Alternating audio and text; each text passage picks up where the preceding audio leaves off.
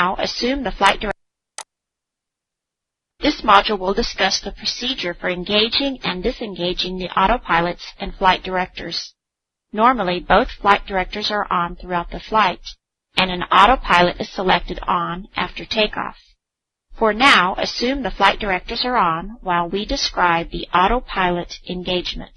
After takeoff, an autopilot can be engaged when above 100 feet AGL and can remain engaged until the completion of the auto-land rollout.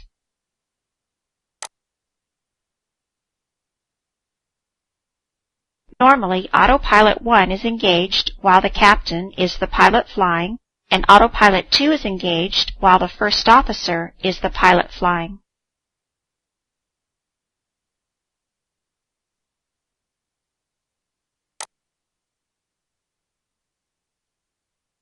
Only one autopilot can be engaged at a time, except while flying a dual precision coupled approach. Note which autopilot is engaged as indicated by the FMA.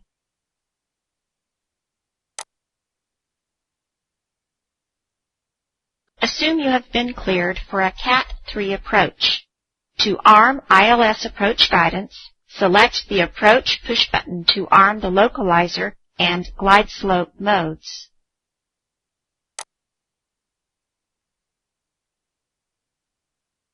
In this situation, you will engage both autopilots to have the auto-land operation with redundancy levels to safely fly an auto-land with either an automatic rollout or go-around. With the approach mode armed, the second autopilot may be selected on to back up Autopilot 1. Note the FMA display with both autopilots on. A Cat 3 dual system is a fail-operational automatic landing system that allows for an approach-to-fail operational Cat 3B minimums with no DH. A Cat 3B approach uses an alert height concept rather than the decision height concept. An automatic landing system is fail-operational if, in the event of a failure below alert height, the remaining part of the automatic system allows the aircraft to complete the approach, flare, and landing. Note, in the event of a failure, the automatic landing system operates as a fail-passive system.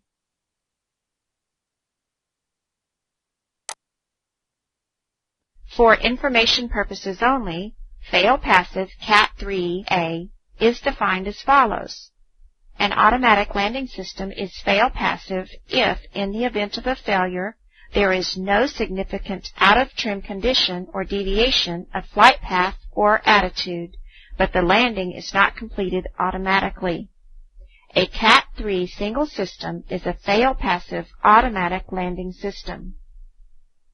Note, with a fail-passive automatic landing system, the pilot assumes control of the aircraft after a failure.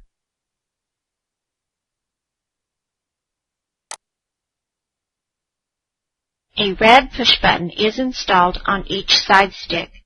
It is used to disconnect the autopilot when the autopilot is engaged, or when the autopilot is off, it can be used to take over manual control from the other side stick. Therefore, the push button is called the instinctive disconnect push button or the takeover push button. Note, the term instinctive disconnect is assigned to both the disconnect push button on the thrust levers and the side stick because in the event of a malfunction with either the auto thrust or the autopilot, the pilot would instinctively attempt manual recovery by selecting the thrust levers or side stick and disengaging the push button on those controls.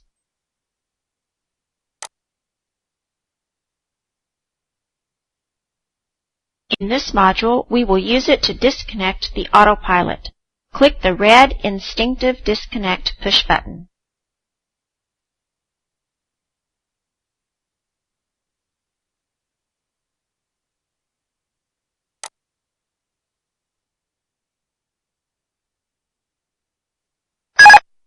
When the autopilot is disconnected using that push button, a single cavalry charge aural warning occurs. The master warning lights flash, and an autopilot off red message appears on the right side of the engine warning display for several seconds. After disconnect, the autopilot lights on the FCU are out, and the FMA display for the engaged autopilots is blank.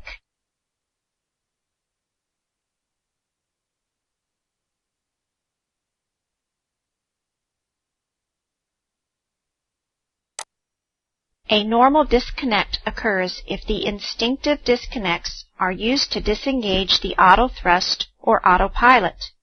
Use of an instinctive disconnect results in self-clearing logic. Therefore, all audibles and attention getters are canceled. Additionally, the write memo on ECAM clears after a short delay. The delay times to clear and cancel these alerts are shown on this frame.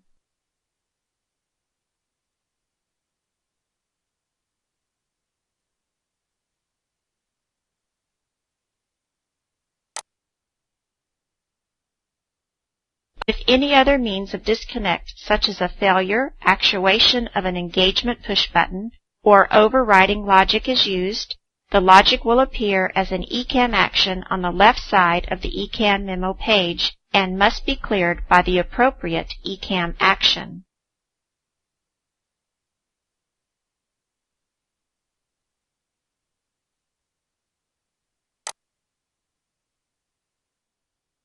If the disconnect was conducted during a dual approach, the approach capability is downgraded with the new capability displayed, shown here as CAT 1.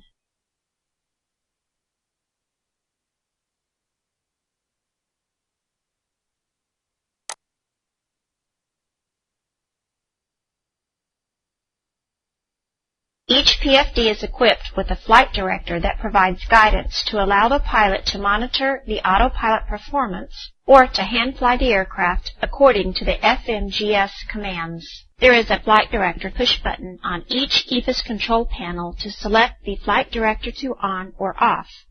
Select each flight director to on.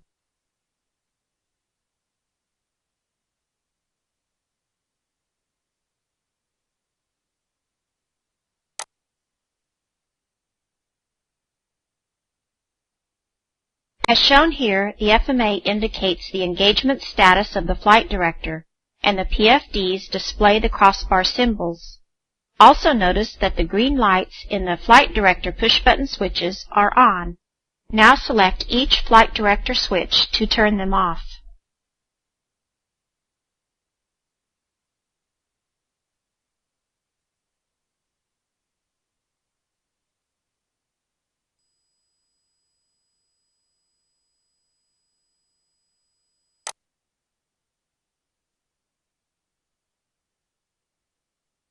With the flight director selected off, the green lights in the push-button switches go out, the crossbars are removed from view, and the status of the flight director is blanked from the FMA. When both autopilots and flight directors are off, all FMA displays are blank except for the auto thrust modes.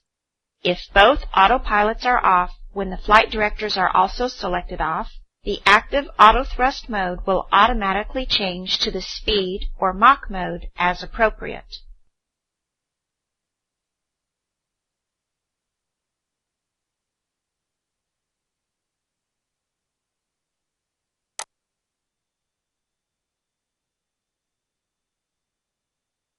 Now select Flight Director 1 to on. With Flight Director 1 selected on, the green lights in the Flight Director 1 push button come on, and the crossbars display on the PFD-1. Additionally, the FMA in both PFDs displays 1 FD to indicate that only Flight Director 1 is on.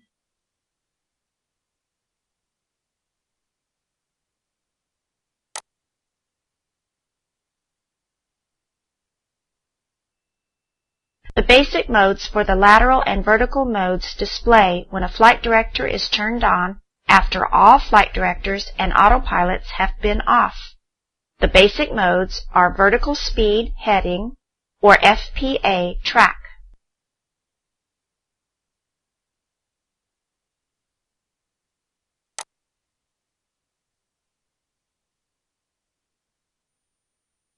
Now, select Flight Director 2 to On. Notice the FMA displays 1 FD2 to indicate both flight directors are on.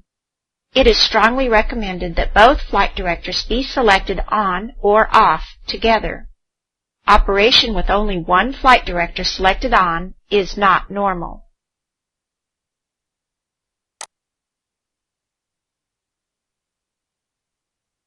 The flight director has a horizontal crossbar and a vertical crossbar. The horizontal crossbar moves up or down to provide pitch guidance. The vertical crossbar moves left or right to provide lateral or roll guidance.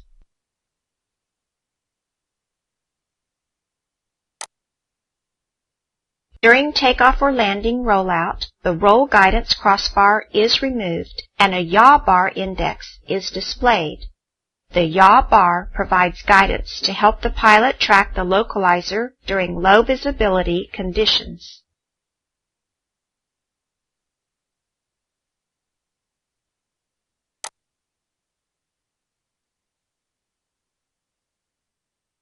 Pressing the heading vertical speed track FPA push button on the FCU will change the crossbar symbol guidance to the flight path director, flight path vector, otherwise known as the mustache and the bird. With the mustache and the bird displayed, the FCU window modes have changed from heading to track and from vertical speed to FPA.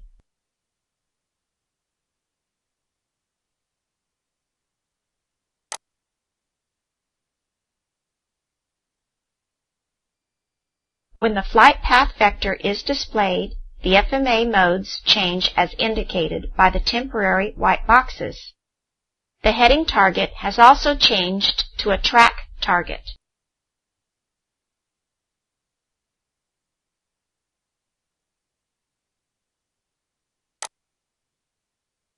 When hand flying with the bird in view, the pilot will align the flight path vector on the flight path director. Notice the conditions shown here and the PFD display.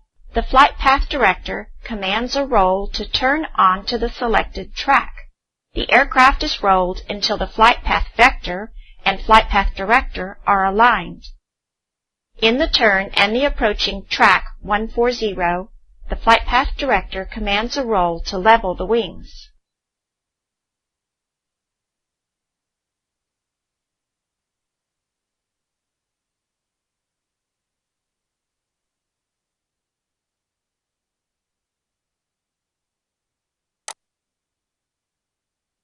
Finally, if a go-around is initiated when in the modes of track FPA, the flight path director automatically reverts to flight director crossbars, and the flight reference returns to the attitude display. We have now completed an introduction to selecting the autopilots and flight directors on or off.